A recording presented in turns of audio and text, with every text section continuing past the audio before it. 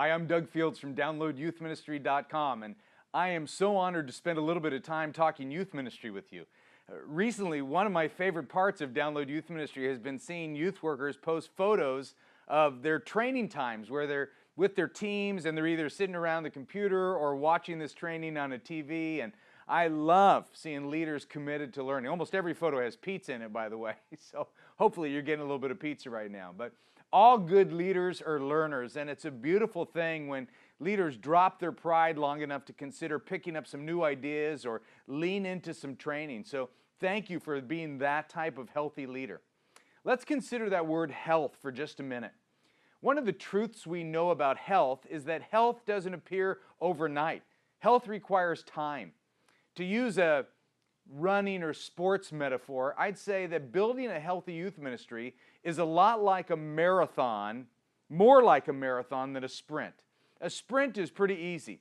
I don't need a lot of training to go outside and run a 100-yard dash. Now, it may not be fast. In fact, I guarantee it probably wouldn't be that fast, but I do know I would finish it with no problem. But running a marathon is a totally different story. I've run one. Now, the emphasis is on the word one. I trained for months, and it was still very difficult. So difficult that I never, ever want to do one again. And if you ever want to get a glimpse of what eternity is going to be like, just run a marathon, because you're going to be so close to dying that you're going to get a sense of eternity. I actually had 26.2 miles to think about the difficulty in a marathon, and there were moments when I made connections between a marathon and youth ministry. Actually, I believe that youth ministry is a lot like a marathon. In youth ministry, you spend a lot of time planning events and planning a small group lesson and hanging out with kids and meeting with parents. And it seems as though youth ministry just never ends. There's always something else to do and something else going on, another mile to run, if you will. Meanwhile, if you're a volunteer, you're either working 40-plus hours a week or going to school, or maybe you have a family that you're trying to spend time with. And every week, it seems like you're just never going to reach the finish line. Both youth ministry and running requires the development of endurance. When leaders don't have endurance, it can become crushing to a youth ministry team in general, and crushing to teenagers in specific. See, the constant change in leadership is damaging. Teenagers actually stop trusting adults because they're not sure who's going to be part of the revolving door and who's going to leave them next. So please, I encourage you to consider putting together a game plan to build some personal endurance so you will stay strong until God calls you out, rather than quitting too early because you burned out. The marathon of youth ministry is littered with the exhausted, spent bodies of well-meaning youth workers who quit before the end of the race. I mentioned running a marathon, and actually, if I'm honest, it was more like jogging or even speed walking, since running actually indicates speed. But long before I ran my first marathon, I entered shorter races, a 5K and then a 10K, and then I decided to do a half marathon, 13.1 miles, something like that, because I thought I was in pretty good shape, and because of other life responsibilities, I limited my training to a few miles every third day or so. So when the half marathon actually came, I thought I could run the 13 miles easily. And at the sound of the starting gun, with adrenaline pumping through my body, I blasted out to the front of the pack, and I was thinking, man, I'm doing pretty good. This is easy. Well, that was the first 800 yards. Then I soon realized what it was going to take for me to actually finish the race, and I needed to slow down. I needed to pace myself, and I needed to call Uber to pick me up the last 2/3 of the race. Basically, what I'm saying is I didn't plan wisely. And that day I discovered that building endurance for a long race not only requires desire. Anybody can have desire. It also requires planning. I didn't plan for that half marathon, and I didn't finish well either. In fact, the day after the race, a friend jokingly texted me Proverbs 19:2. It's a great verse. It says, "Enthusiasm without knowledge is no good. Haste makes mistakes." And he's no longer a friend. So how can we avoid doing youth ministry simply on desire and instead add some planning into the question of endurance? And how do we make endurance a reality? And I want you to consider 3 questions that I've given you, or I'm going to give you, that will help you in your planning. I'm going to mention them, and then my hope is that you'll discuss them as a youth ministry team to figure out how you can plan for endurance. The first question is this: what are the things in life that keep you fresh? See, in my experience, most people are unaware of what actually energizes them. If I asked you to make a list of things that drain you, it might be a mile long, and you'd have several specific names of people on that list, maybe even some of the people sitting next to you. But if I asked you what energizes you, well, most people actually struggle to identify more than 1 or 2 things. And unfortunately, the church and youth ministry culture, we haven't done a great job at teaching people how to pay attention and tend to their own souls. What happens is leaders give and give and give to others while internally they dry up. So how do you specifically refill spiritually and emotionally and physically to stay a little more alive as a leader? And it might be helpful to think of an answer in terms of weekly, monthly, and even yearly routines. For instance, is there a time during your week where you can be alone for, let's just say, an hour and spend that time reading or praying or journaling?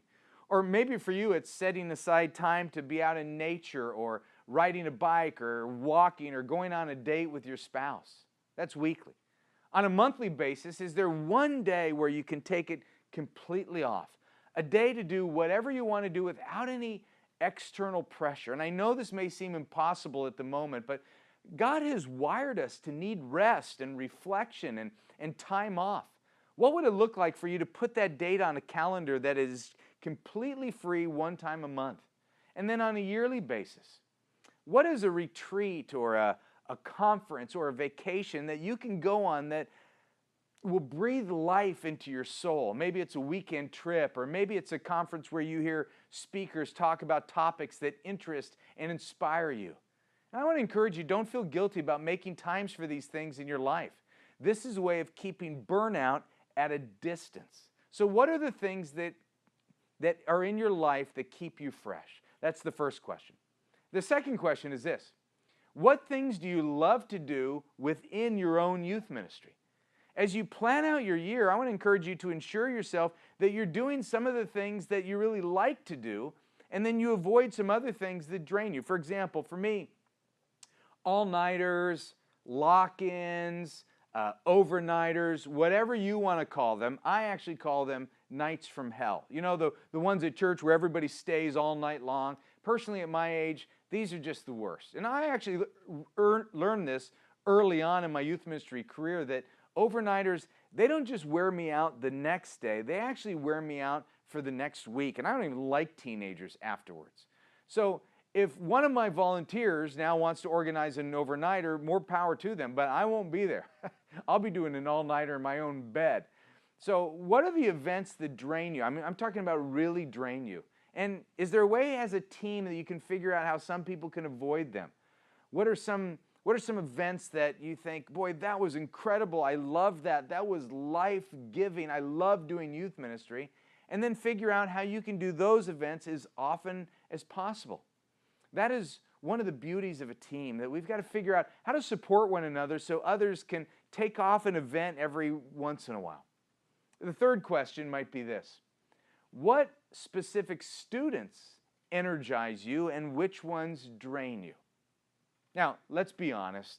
Some kids give us energy and some drain the energy right out of us. If you're only hanging around with the students who drain you, I promise you, you will not last very long as a youth ministry leader, unless you have the spiritual gift of mercy or martyrdom. Okay?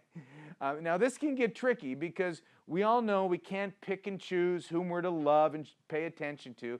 But what I found in my life is that I tend to feel this, it's kind of a guilt responsibility where I want to spend a lot of time with the students who drain me the most, because I kind of have this, and it's terrible, I have this savior complex where I believe that I'm the only hope of this student getting any adult attention at all.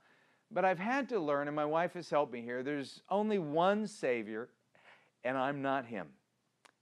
And neither are you. Again, that's one of the joyous realities of being a part of a team, that we all have different personalities, and the one kid who may totally drain you, actually, that kid may energize me. That's why we need to talk and meet and plan and make sure that we're on the same page and that we can spread out the discipleship and shepherding efforts among other teammates. So when it comes to students, there's going to be some that you actually have good chemistry with and you actually like being with, and they like being with you, and you're thinking, this is fun. The conversation was refreshing and easy and life-giving. Well, those are good moments, and you want to make sure you spend time with them frequently so you don't forget why you're in youth ministry in the first place. So the big idea behind these questions is for you to simply pay attention to your own health, spiritually, emotionally, and relationally. Then as a team, you work together to craft a long-term plan and a pace that is sustainable so that you can endure the marathon called youth ministry. And at the end of the marathon, you can stand before God knowing that you ran the full race and you ran it well. I believe that God is just beginning to use you. And I'll be praying for the Download Youth Ministry community of leaders, that they would be filled with an extra amount of energy and passion and encouragement and wisdom to make the needed adjustments in order to endure and finish strong. Thanks for watching. Thanks for what you do.